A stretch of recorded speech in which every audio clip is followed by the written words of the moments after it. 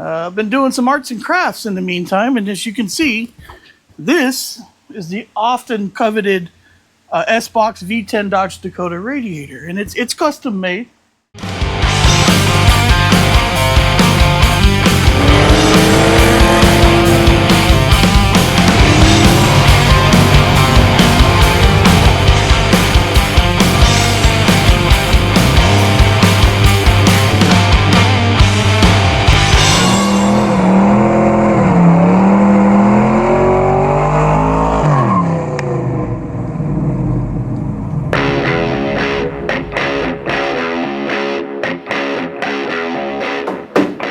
Still here. I'm still working on it. We're still putting a V10 in a Dodge Dakota. And I apologize for missing last week. It was just one of those weeks where I couldn't get out here and get anything done. I took care of some stuff for my mom, enjoyed my 4th of July, and I hope you guys that live in the States did as well. But it's time to get back out here and get some more stuff done on S-Box. I've been doing some arts and crafts in the meantime, and as you can see, this is the often coveted S-Box V10 Dodge Dakota radiator, and it's custom made, you know, but I think it's going to do the job. And what we're doing today is we're going to be seeing if we can't get the core support here cut out and prepared to do some test fitting on the radiator. To give some background on this, I've been doing a lot of research on what companies offer which radiators and dimensions and stuff that I think I could fit in here. So I took some dimensions that I measured out last week. You can kind of see them up here on the core support itself, where I was like, well, the radiator could be anywhere from 27.5 to 30 inches wide, 19 inches to 22 inches tall, and it's going to be 3 inches wide this way. Took those measurements and I looked for the biggest outlets I could find, because this is going to need it's a 2-inch outlet here and on the water pump, and we're going to need at least 1 3/4 inches, because I'm not finding a lot of options for radiators for 2 inches. Granted, we're doing this on a budget. We're trying to build this fun little truck on a budget. We're not trying to spend a lot of money. So I have found, I believe it's a Champion radiator with these dimensions that have the outlets in the correct size. We're gonna run an adapter for it, but basically these are the dimensions I need to know so that we can try to get in here and get it fit. Now, if we look at it from the top down, there's no way that we're just gonna get a radiator in here to fit like it would on a traditional Dakota, because it's just gonna run into the water pump and everything else. So we are already aware that we're gonna have to modify the core support. I'm gonna start by redrawing this line here.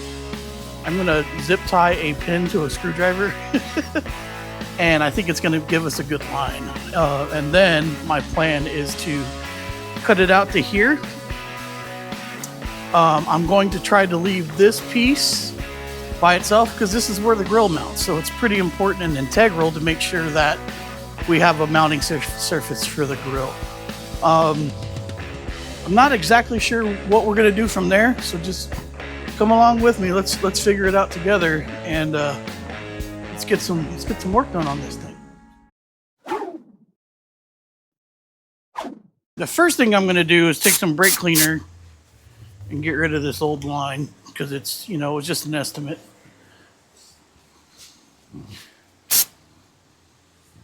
And then I'll show you what I have planned for the rest of it.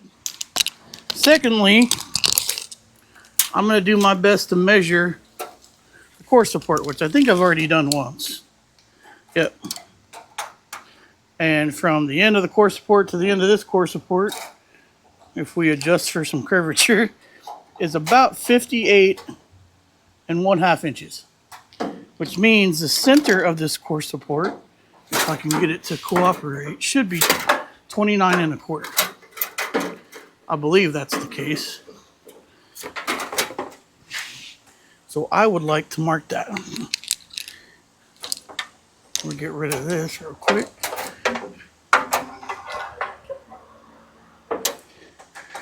$29 1/4.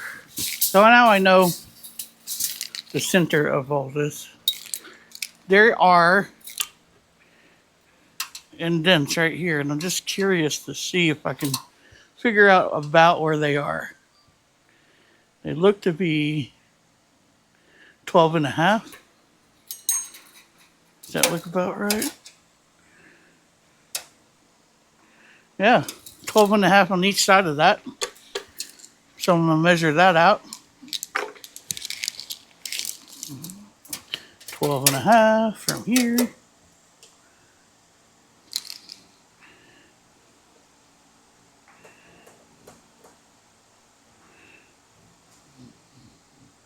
It looks pretty on.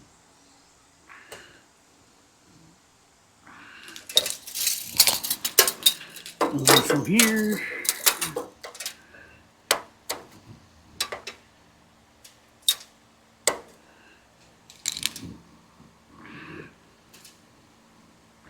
Yeah, it looks really on. Awesome. So I know they need to make cuts in this general vicinity. I introduced to you a custom tool. First of its kind. I'm going to take this, pull the cap off, and I'm going to run a line so it's the same length all the way from the lines we marked a minute ago to where we're at now.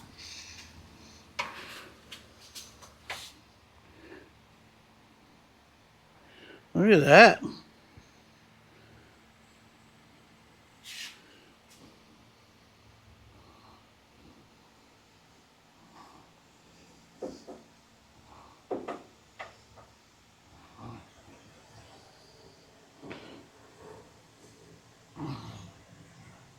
I'm impressed.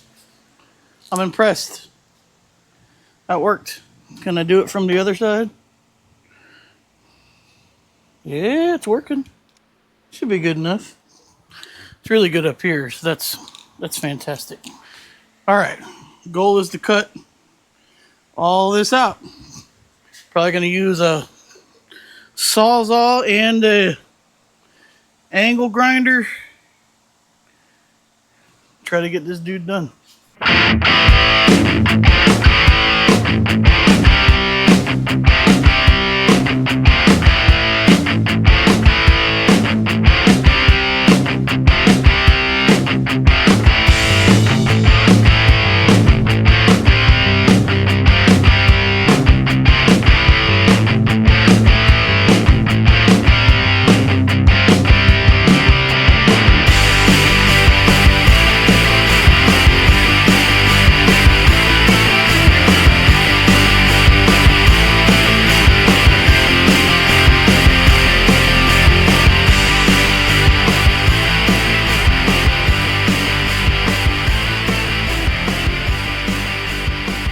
That was a good little experiment. So I cut out the line here, and then I went ahead and just drilled out all the spot welds. A little bit of prying action, and it came right off. And now I can kind of see what I'm going to do down here. Now, don't exactly know what the best goal is for this, how I should do this most accurate way, maybe. I could drill out all these spot welds again, which I might do. A couple of them have holes in them. And then use a sawzall to cut this all the way back to here. And that's going to leave us with this ridge left to cut. I had planned on cutting it up from underneath, and I still may do that because I've got my line kind of marked out. But let me see what I can get done first. Let me see if I can drill how hard it is to drill out all these spot welds. Not too bad. That wasn't too bad of a deal. I stepped up the drill bits, you know, small to largest. And I dropped my flashlight on the ground. And I drilled out all these spot welds. So now I'm going to come in here with a sawzall and cut all the way to this merger, I guess you could say, on both sides, and see if I can't get this to kind of fall out. And then that'll let me know what I can do with the rest of this, hopefully in a easier way, because I'm trying to leave this little piece right here. And maybe I'll even weld a piece on the back of it when it's time. Good thing about this is I have another core support in the back if I screw it up, so I'm not too worried about it. However, I am cutting small, and then we're going to cut larger because I don't think this is going to be near as big enough as we need for the radiator to fit in here, but I think smaller to larger is better, right? I think that's what the rule is.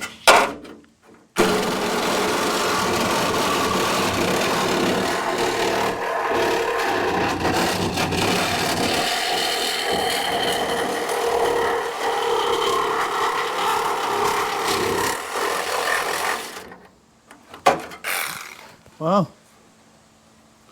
that worked pretty good. See if I can make sure it's cut through. There it goes.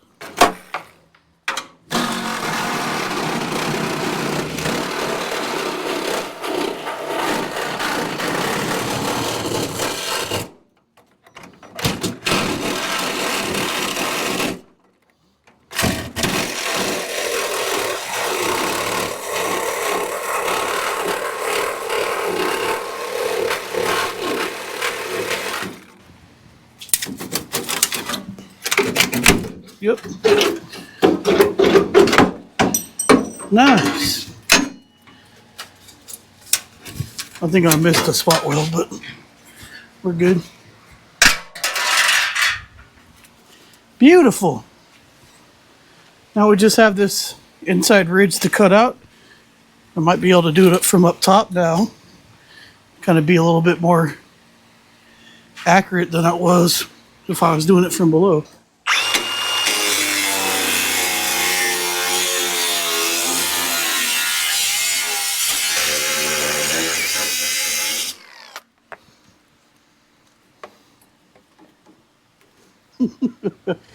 Well, it's not the prettiest.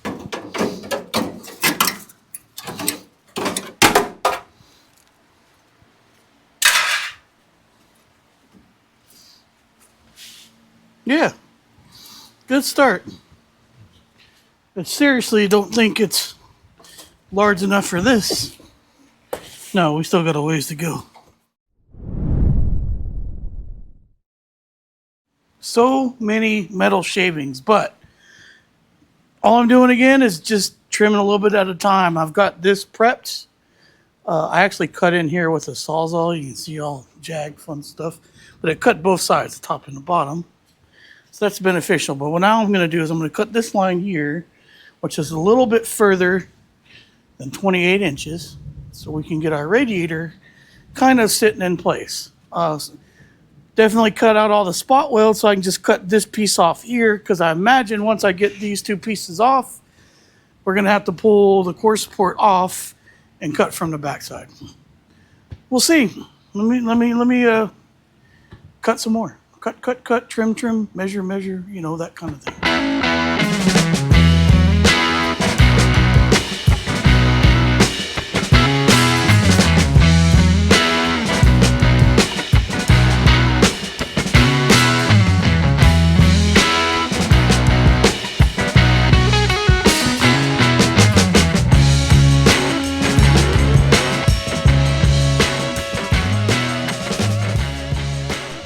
Some of these will be our last cuts.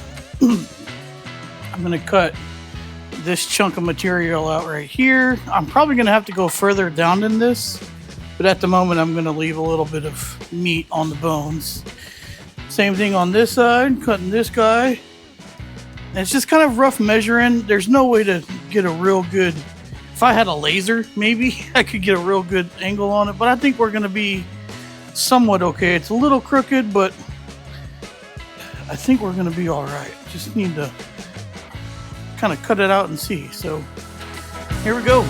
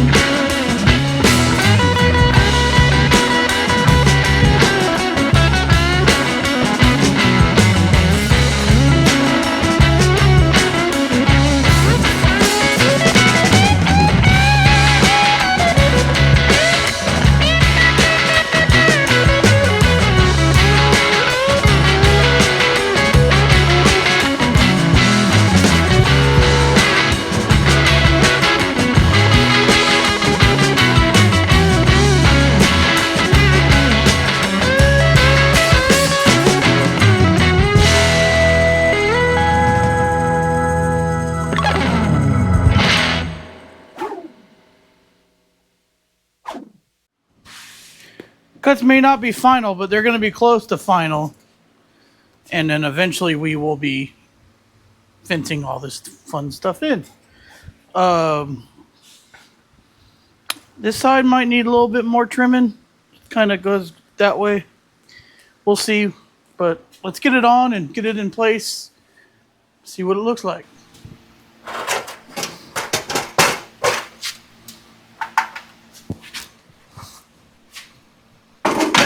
Cut a lot of metal out of there. It's a lot lighter.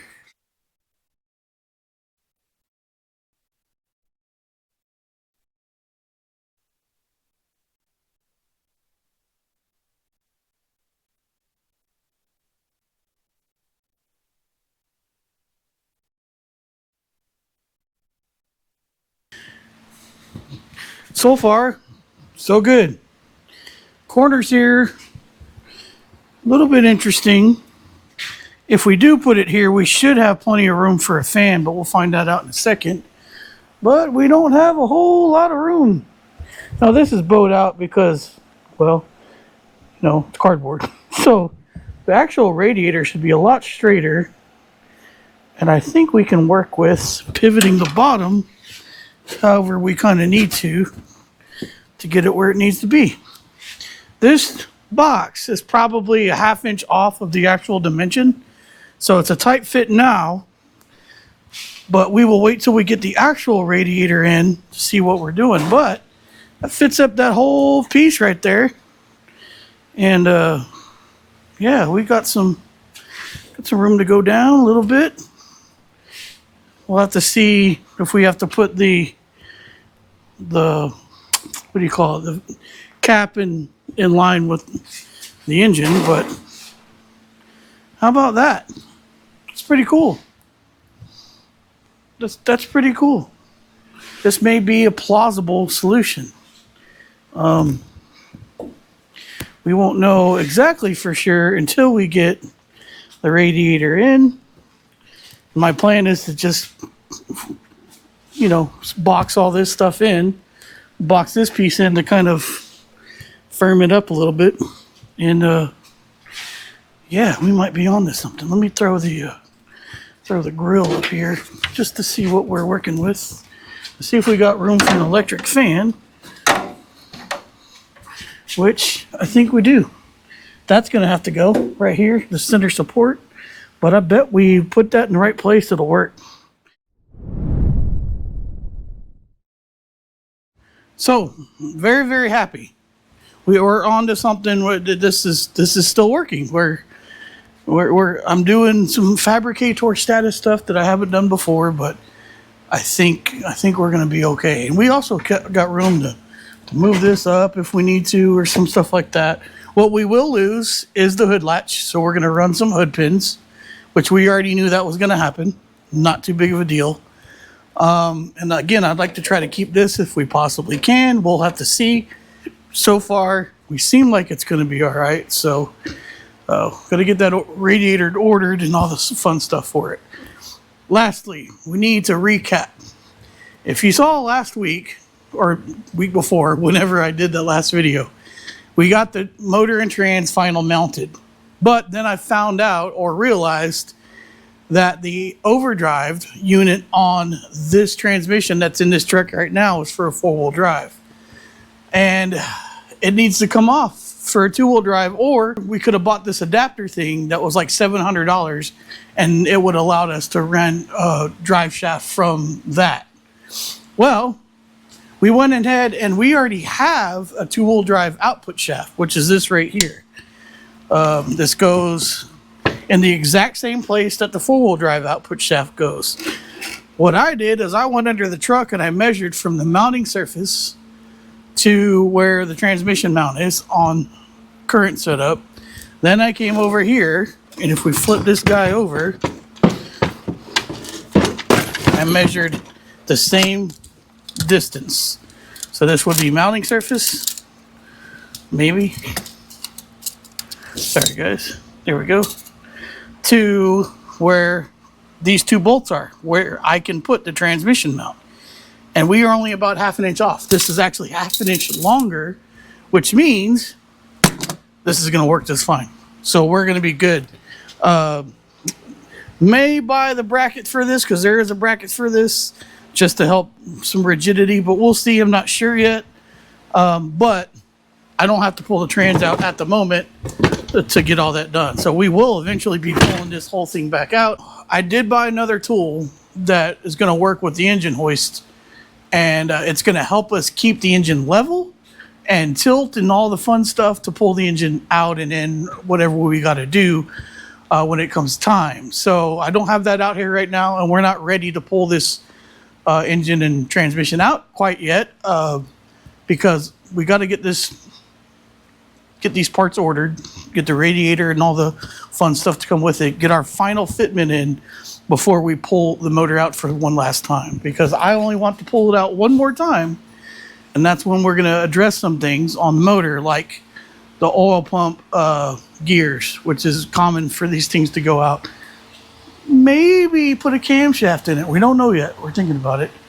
And just put some gaskets and some things on it that we need to do to put it back in the truck. And then we will also put the two-wheel drive tail shaft on the transmission, which, come to find out, it's not too big of a deal. But we do need it out in order to do it and be safe with it. So we're making a lot of progress. It's not done, but it's closer. You know, every day is a little closer. So thanks for coming along, guys.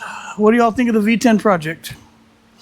I'm sorry it's not an overnight running kind of thing, but we're not but a couple weeks away with a bunch of welding from maybe hitting that key for the first time. So, well, I hope you guys are enjoying this project as much as I am. It's kind of just been a, wouldn't it be cool if, and we're doing it. So it's a lot of fun. If you're new to the project and you're enjoying it, or you just haven't done it yet, please consider subscribing, maybe hitting the like button.